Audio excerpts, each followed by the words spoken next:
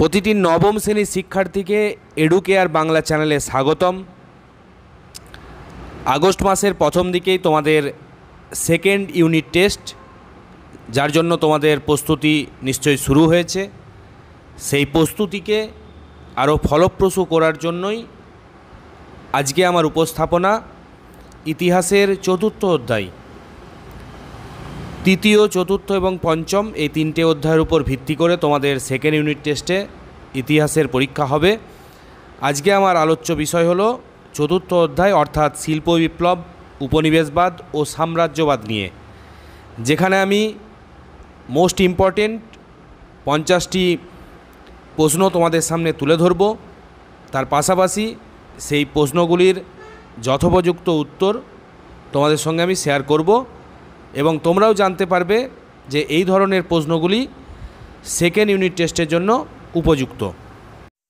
শুরু করছি আজকের আলোচনার সূচনাতেই যে প্রশ্নটি রয়েছে, শিল্প বিপ্লব কথাটি প্রথম কে ব্যবহার করেন? এটার উত্তর হবে অগাস্ট ব্লাঙ্কি। ফরাসি দার্শনিক অগাস্ট ব্লাঙ্কি 1837 খ্রিস্টাব্দে শিল্প বিপ্লব কথাটি সর্বপ্রথম ব্যবহার করেন। তারপর রয়েছে পৃথিবীর কারখানা নামে কোন দেশ পরিচিত ছিল? এটার উত্তর হবে ইংল্যান্ড। নেক্সট আছে বাষ্পীয় ইঞ্জিন কে আবিষ্কার করেন? বাষ্পীয় ইঞ্জিন আবিষ্কার করেন জেমস ওয়াট। তারপর রয়েছে বাষ্পচালিত রেলগাড়ি বা রেল ইঞ্জিন কে আবিষ্কার করেন? এটার উত্তর হবে জর্জ স্টিফেনসন।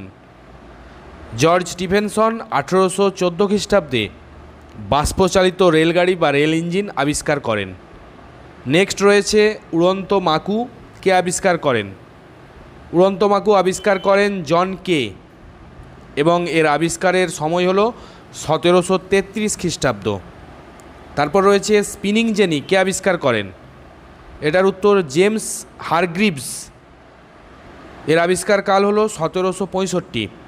এগুলো কিন্তু ভালো করে মাথায় রাখতে হবে, যে আবিষ্কারগুলো বলছি বা আবিষ্কর্তা এবং আবিষ্কারের সময়, এগুলো ভালো করে মাথায় রাখতে হবে। এগুলো কিন্তু যে কোনো একটা অবশ্যই আসবে। তারপর আছে ওয়াটার ফ্রেম কে আবিষ্কার করেন? এটার উত্তর হচ্ছে রিচার্ড আর্করাইট। 1769 খ্রিস্টাব্দে ওয়াটার ফ্রেম আবিষ্কার করেন। নেক্সট আছে বাষ্পীয় পথ কে আবিষ্কার করেন? এটার উত্তর হবে ফুলটন। তারপর আছে নিরাপত্তা বাতি বা সেফটি ল্যাম্প কে আবিষ্কার করেন? এটার উত্তর হচ্ছে হামফ্রে ডেভি নিরাপত্তা বাতি বা সেফটি ল্যাম্প আবিষ্কার করেন। খুব ভালো করে মনে রাখবে। ইউরোপে সবচেয়ে দেরিতে শিল্পায়ন শুরু হয়েছিল কোথায়, মানে কোন দেশে? উত্তর হচ্ছে জার্মানিতে।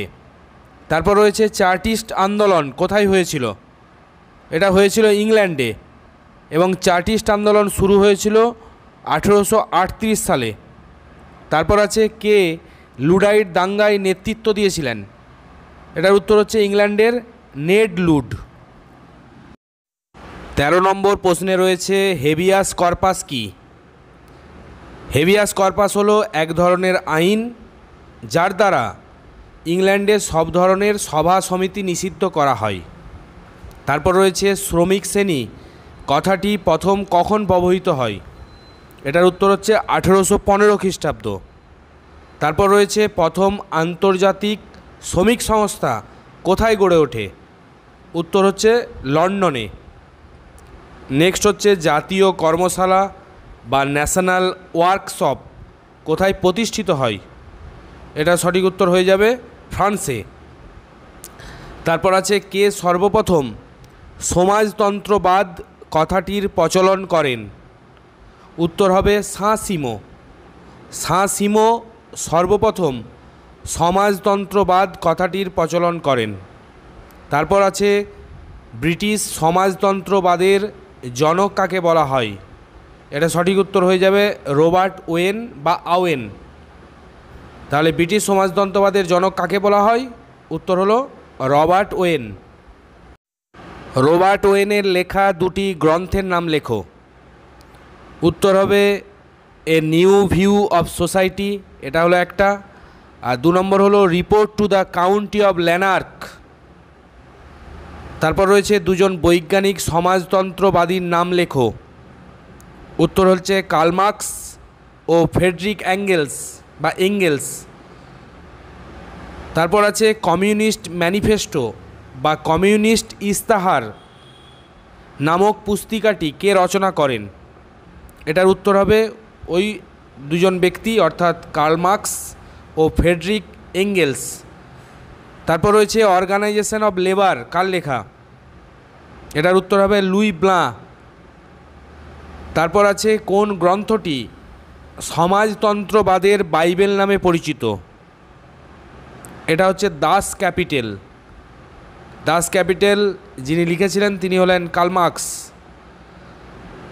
তারপর আছে দাস ক্যাপিটাল গ্রন্থটি কবে প্রকাশিত হয়? এটার উত্তর 1867 খ্রিস্টাব্দ। প্রতিটি প্রশ্নই সমানভাবে গুরুত্বপূর্ণ, এগুলো তোমরা খুব ভালোভাবে দেখে যাবে। 25 নম্বর প্রশ্নে রয়েছে সর্বহারার এক নায়কতন্ত্র প্রতিষ্ঠার কথা কে বলেছেন? এটার উত্তর হবে কার্ল মার্কস তিনি সর্বহারার এক নায়কতন্ত্র প্রতিষ্ঠার কথা বলেছেন। তারপর রয়েছে সমাজতন্ত্রের আদি প্রবক্তা কে ছিলেন? এটার উত্তর সাঁ সিমো। তারপর হচ্ছে ইউটোপিয়া গ্রন্থের লেখক কে? ইউটোপিয়া গ্রন্থের লেখক হলেন টমাস মোর। নেক্সট, সাম্রাজ্যবাদ পুঁজিবাদের সর্বোচ্চ স্তর গ্রন্থটি কে লিখেছেন? উত্তর হচ্ছে লেনিন। নেক্সট হচ্ছে নৈরাজ্যবাদের জনক কে? উত্তর হলো পিয়ের জোসেফ প্রুধো, খুব ভালো করে মনে রাখবে। তারপর আছে মালয়ে কাদের উপনিবেশ গড়ে উঠেছিল? উত্তর হচ্ছে পর্তুগিজ। তাহলে পর্তুগিজরা মালয়ে তাদের উপনিবেশ গড়ে তুলেছিল। নেক্সট আছে ইংল্যান্ড কোথায় কোথায় উপনিবেশ প্রতিষ্ঠা করেছিল? ইংল্যান্ড বিভিন্ন জায়গায় তাদের উপনিবেশ প্রতিষ্ঠা করেছিল, যেমন ভারত, ব্রহ্মদেশ বা মায়ানমার, সিংহল বা শ্রীলঙ্কা, আফগানিস্তান, পারস্য, চীন, বিভিন্ন জায়গাতেই। তারপর রয়েছে ফ্রান্সের কয়েকটি উপনিবেশের নাম করো। ফ্রান্স যে সমস্ত দেশ বা অঞ্চলে তাদের উপনিবেশ গড়ে তুলেছিল, যেমন সমগ্র ইন্দোচীন, ভারত, ব্রহ্মদেশ। তারপর আছে সুয়েজ খাল কবে চালু হয়েছিল? তারপরেই দেখো একটা কোশ্চেন আছে, সুয়েজ খাল খনন কত খ্রিস্টাব্দে শেষ হয়? অ্যাকচুয়ালি এটা আগে হওয়ার কথা, কারণ শেষ হওয়ার পরে তো মানে খনন কাজ শেষ হওয়ার পর তো চালু হবে। তাহলে এটার উত্তর 1869। আর একই রকমভাবে যখনই শেষ হচ্ছে তারপরেই চালু হয়ে যাচ্ছে, অর্থাৎ ওই সালেই চালু হয়েছিল 1869। তারপরে চলে আসছি 35 নম্বর কোশ্চেনে, কত খ্রিস্টাব্দে সুয়েজ খাল জাতীয়করণ করা হয়? এটার উত্তর 1956। এবং জাতীয়করণ করেছিলেন কে? না, মিশরের শাসক গামাল আবদেল নাসের। তারপর রয়েছে কোন যুদ্ধে জয়ের পর ইংরেজরা বাংলায় রাজনৈতিক আধিপত্য শুরু করে? এটার উত্তর হবে পলাশির যুদ্ধ, যেটা হয়েছিল 1757 খ্রিস্টাব্দে। তারপর রয়েছে একটি বিশেষ উক্তি, পুঁজিবাদের জঠরে সাম্রাজ্যবাদের জন্ম, এই মতের প্রবক্তাকে? এটার উত্তর হচ্ছে লেনিন বলেছিলেন পুঁজিবাদের জঠরে সাম্রাজ্যবাদের জন্ম। তারপর রয়েছে প্রথম আফিমের যুদ্ধ কত সালে হয়েছিল? এটার উত্তর 1839। তবে এর সঙ্গে তোমরা মনে রাখবে 1842 সালে নানকিংয়ের সন্ধির দ্বারা এই প্রথম আফিমের যুদ্ধের অবসান ঘটে। তারপর আছে কোন সন্ধির দ্বারা ইংল্যান্ড চীনের কাছ থেকে অতিরাষ্ট্রিক অধিকার লাভ করে? উত্তর হবে বগের সন্ধি। এই বগের সন্ধি হয়েছিল 1843 খ্রিস্টাব্দে। তারপর আছে টেলিগ্রাফ কে আবিষ্কার করেন? টেলিগ্রাফ আবিষ্কার করেন স্যামুয়েল মর্স। তারপর আছে উন্মুক্ততার নীতি কে ঘোষণা করেন? উন্মুক্ততার নীতি ঘোষণা করেছিলেন মার্কিন পররাষ্ট্র সচিব জন হে, ভালো করে মনে রাখবে। তারপর আছে আফ্রিকার ব্যবচ্ছেদের জনক কে? এটার উত্তর ডেভিড লিভিংস্টোন, যিনি আফ্রিকার ব্যবচ্ছেদের জনক নামে পরিচিত। তারপর আছে নীল নদের ওপর আসোয়ান বাঁধ কে নির্মাণ করেন? এটার উত্তর হচ্ছে, একটু আগেই তোমরা সেই নামটা জেনেছ, অর্থাৎ মিশরের শাসক গামাল আবদেল নাসের। 44 নম্বর কোশ্চেন, ওয়েল্ট পলিটিক নীতি কে গ্রহণ করেন? উত্তর হবে জার্মান কাইজার দ্বিতীয় উইলিয়াম। জার্মান কাইজার দ্বিতীয় উইলিয়াম ওয়েল্ট পলিটিক নীতি গ্রহণ করেন। তবে এই ওয়েল্ট পলিটিক নীতি কী সেটা পরে আলোচনা করব 2 নম্বর কোশ্চেনের সময়। কাদের মধ্যে তিয়েনজিনের সন্ধি স্বাক্ষরিত হয়? এটার উত্তর হচ্ছে দ্বিতীয় আফিম যুদ্ধে পরাজিত চীন ও ইঙ্গো ফরাসি জোটের মধ্যে তিয়েনজিনের সন্ধি স্বাক্ষরিত হয়। এই সন্ধি স্বাক্ষরিত হয়েছিল 1858 খ্রিস্টাব্দে। তারপর আছে কোন সন্ধির দ্বারা চীন জাপান যুদ্ধের অবসান ঘটে? উত্তর হবে শিমনোসেকির সন্ধি, যে সন্ধি স্বাক্ষরিত হয়েছিল 1895 খ্রিস্টাব্দে। খুব ভালো করে কিন্তু সালগুলো মাথায় রাখবে। তারপর আছে কে কবে কাদের উপর 21 দফা দাবি পেশ করে?